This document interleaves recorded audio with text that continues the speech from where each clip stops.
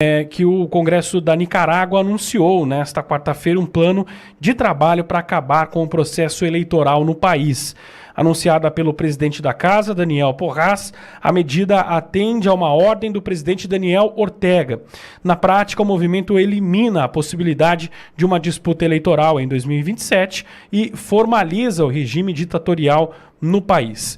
O grande destaque é que o Daniel Ortega tem falado e disse nesse último final de semana que não haverá mais eleições na Nicarágua. Ele não quer mais a realização de eleições, fez uma série de críticas aos seus opositores e agora o Congresso se prepara para acabar com o processo eleitoral no país. Começa essa rodada contigo, Rodrigo Andolfato. Bom, Wellington, que falar da Nicarágua. Nicarágua é um país da América Central, faz divisa com a Costa Rica e com Honduras, se não me falha a memória. Tem um PIB hoje aproximado aí dos seus 18 a 20 bilhões de dólares, mas PIB tem os gastos do governo na conta. Eu não gosto muito de usar esse número, gosto de sempre usar o número de exportações. 9 bilhões de dólares normalmente são exportados da Nicarágua. Do quê? Bom, são uma série de itens, mas principalmente ouro. É o item número 1. E quem é o maior consumidor da Nicarágua? Quem é o país que mais recebe exportações da Nicarágua? Os Estados Unidos, que vem brigando justamente com as ditaduras de esquerda na América Latina, né? Na América de uma forma geral. Inclusive já deixou muito claro o posicionamento com relação ao México. Pois bem, a Nicarágua resolve então hastear a bandeira de uma ditadura socialista. E esse é o ponto, né, de inflexão com relação à América. Nós vamos começar agora a desmascarar os teatros pseudo-republicanos, né? Esse é o ponto, acho que, chave da questão da Nicarágua. Para quem não sabe, a Nicarágua é menor do que o estado do Ceará em território. É algo, sei lá, 140 mil quilômetros quadrados, uma coisa assim. Qual é o ponto-chave disso tudo? O ponto-chave é que, mais uma vez, nós percebemos, porque fica muito bem caricato, muito bem desenhado, que o papel da esquerda não é livrar o povo da pobreza, e sim manter o povo na pobreza. E aí, se a gente puder fazer um paralelo, né, uma correlação com o que a gente vive no Brasil hoje, falamos de dívida pública, e o Coronel deu uma aula de política e de como é bom para o Flávio ficar mais livre, né, dessas âncoras que levam o país para perder a prosperidade, para perder riqueza. Se a gente puder fazer uma correlação rápida, o Brasil, se perder essas próximas eleições, se não tiver liberdade para tomar o caminho da prosperidade, pode se tornar um exemplo de Nicarágua, né? E eu não gostaria de ver meu país chegando a declarar que eleições são inócuas, não serve para nada, ou pior, né, o que o Daniel Ortega colocou, que as eleições, ele nem colocou que poderiam ser fraudadas, nem nada disso, que as eleições seriam uma maneira de ameaça ao regime que ele é o implantador. Tem uma co-presidente que é a mulher dele lá.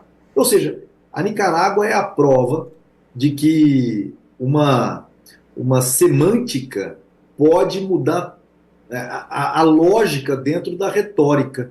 O que eu quero dizer com isso? Que o jeito de se colocar as palavras e algumas narrativas acabam por propiciar que um presidente, né, diga que não vai fazer eleições porque ele pode perder o poder, e as pessoas são obrigadas, por medo, os nicaragüenses, por medo, a aplaudir, mesmo que timidamente, como vimos ontem várias imagens do discurso do Daniel Ortega na Nicarágua, e o povo aplaudindo, sem saber muito bem se deveria aplaudir com ênfase, com entusiasmo ou não.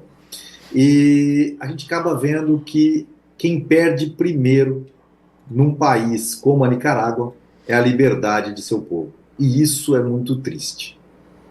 Coronel Gerson Gomes.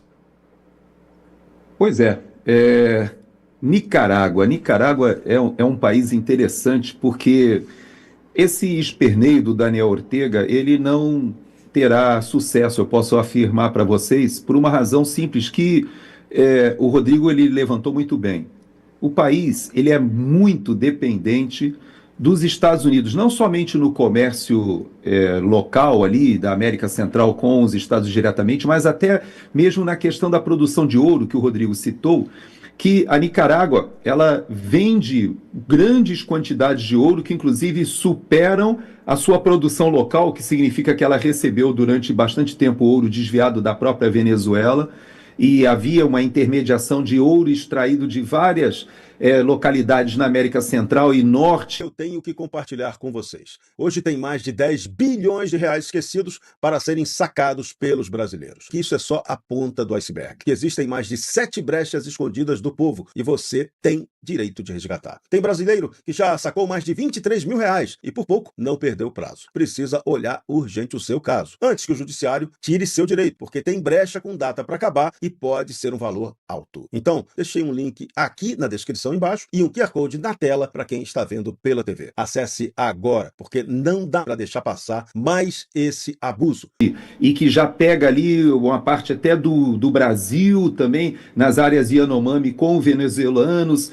Parte desse ouro era colocado no mercado formal pela Nicarágua. Agora, o interessante é o seguinte, é que foi feito um acordo do governo americano, se eu não me engano ainda no governo Biden, para permitir que a Nicarágua pudesse continuar comercializando esse ouro, porque os principais compradores, se eu não me engano, são alguns países europeus e intermediados pelos Estados Unidos. Se eu não me engano, Grã-Bretanha e Holanda estão envolvidos nessas compras. E Canadá também tinha uma parcela. E os Estados Unidos concederam autorização a que esse comércio acontecesse sem sanções, porque havia uma sinalização de que o governo de Daniel Ortega já estaria finalizando, ele está com 80 anos, embora ele tenha mudado a Constituição no ano passado para colocar a sua esposa, Murídio, né? Tanto que a ditadura lá é chamada de Daniel Ortega Murídio, a ditadura, porque ele deu poderes à esposa para ser uma co-presidente, ela não é nem vice-presidente, ela é uma co-presidente da Nicarágua. Colocou uma pessoa da sua família para fazer o controle das mídias totais do país, não é só a mídia social, não. Toda e qualquer publicação de vídeo chegou ao ponto deles colocarem leis que até a pessoa que filmasse um aniversário, um casamento, precisava de uma licença para poder postar isso, para publicar, para vender o vídeo da sua cerimônia ali, teria que passar por uma autorização. A CNN foi expulsa, a CNN que era de esquerda e meio que apoiava no começo, até a CNN foi expulsa, documentários que foram feitos sobre a Revolução Sandinista, pessoas que estavam trabalhando, e o pior de tudo, ele expulsou a oposição, muito parecido com o que nós estamos vivendo hoje no Brasil. Quando o Eduardo Bolsonaro, essa semana, ontem, anunciou que ele obteve finalmente o Green Card, eu parabenizo, porque ele pode ter a residência permanente, pode viajar, sair dos Estados Unidos, voltar sem precisar recorrer ao asilo político. Isso foi muito importante para Eduardo, lhe dar muito mais liberdade. Mas a verdade é que na Nicarágua, isso que aconteceu com o Eduardo, que aconteceu com o Ramagem, que aconteceu com a Elisa Robson, que aconteceu com Alan dos Santos também, e tantos outros que foram obrigados a pedir asilo político aqui. Mas quando você vê jornalistas como Rodrigo Constantino, Paulo Figueiredo terem os seus passaportes confiscados, foi exatamente o modelo nicaragüense. Na Nicarágua, eles fizeram isso, eles jogaram para o desterro, ou seja, jogaram para o exílio toda a liderança política que se colocava contra o governo ou organizavam uma oposição para a eleição. Eles já estão no governo há mais ou menos 20 anos, quase 20 anos ou aproximadamente 20 anos. Mas essa vinda do Daniel Ortega para o processo político eleitoral, ela foi, na verdade, apoiada por Lula, pelo PT. E é interessante que houve um apoio da Igreja Católica, do movimento católico brasileiro.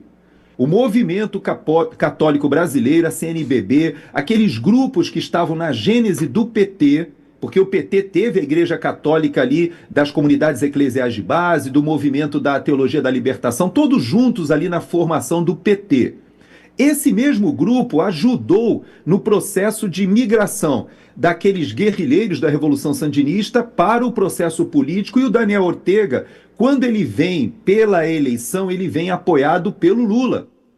E eles são muito próximos, podemos dizer que eles dois, junto com Raul Castro, são os últimos sobreviventes, os dinossauros da formação do Foro de São Paulo lá atrás, quando o Lula e ainda era vivo o Fidel Castro, quando eles articularam aquele movimento na América Latina que sucederia àquela expressão do leste europeu que estava caindo com a queda do Muro de Berlim, com a debacle da União Soviética, e eles fariam essa reestruturação na América Latina como o socialismo do século XXI. Pois é, toda essa estrutura hoje está modificada e podemos dizer que está ruindo. Existem apenas 3 dinossauros: o Raul Castro, irmão do Fidel, Daniel Ortega e Luiz Inácio Lula da Silva. Podemos dizer que Cuba e Nicarágua já estão com seu futuro definido em relação até à proximidade dos Estados Unidos, à pressão econômica e principalmente a presença de Marco Rubio no Departamento de Estado. E o Brasil? O Brasil terá que se posicionar, porque na eleição de 2022 foi proibido associar o nome de Lula ao Daniel Ortega. Por quê? Porque naquele momento ele perseguia a Igreja Católica, a mesma Igreja Católica que esteve na gênese do movimento sandinista e que esteve na gênese da migração para o processo político, agora é perseguida na Nicarágua. Bispos foram expulsos, presos, missas são canceladas, procissões não podem ser feitas, padres foram presos, freiras foram presas, vários clérigos foram expulsos do país. E isso não podia ser dito na campanha eleitoral. Não sei desse ano. Como é que o Lula sairá dessa associação natural? Claro que eles encenaram ali um afastamento, né? O Lula chegou a aparentar um afastamento tanto do Maduro quanto do Daniel Ortega, mas a gente sabe que isso é mise-en-scène, é apenas teatro. Então, esse é o momento que a gente está vivendo na América Latina. USA Brasileiras. Entre no site e saiba como adquirir o seu modelo exclusivo.